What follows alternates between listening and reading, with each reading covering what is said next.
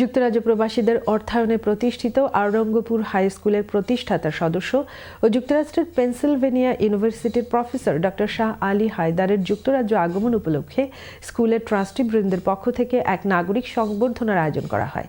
বিস্তারিত জানাচ্ছেন আমাদের প্রতিনিধি নূরে আলম রব্বানী।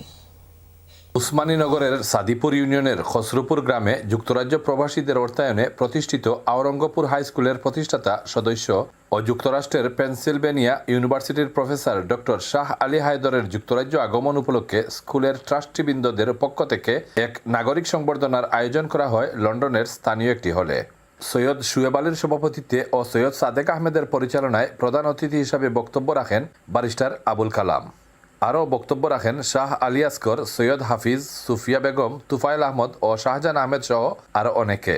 আওরঙ্গপুর হাই স্কুল প্রতিষ্ঠায় বিশেষ অবদান রাখায় অনুষ্ঠানের শুরুতে আয়োজকদের পক্ষ থেকে অতিথিকে সম্মাননা ক্রেস্ট প্রদান করা হয়।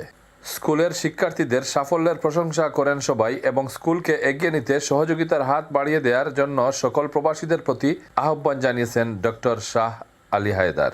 এই 2 বছরে যে এতটুকু ওনারা আগে গেছেন, স্কুলটা এত গুছানো এবং ছেলেমেয়েরা যে এত ভালোভাবে লেখাপড়া করতেছে, আমি আশা করতেছি যে ভবিষ্যতে এই স্কুলটার আরও উন্নত হবে এবং আরও অন্যান্য ট্রাস্টি এবং মেম্বাররা আগে আসবেন। আশা করব যাতে প্রত্যেকটা মানুষ যারা ট্রাস্টি আছেন, যারা শিক্ষক শিক্ষিকা এবং অভিভাবক যারা আছেন, সবাই মিলে যেন এই স্কুলটাকে আরও আগিয়ে নিয়ে যাওয়া যায় এবং আপনাদের সবার জন্য দোয়া থাকলো।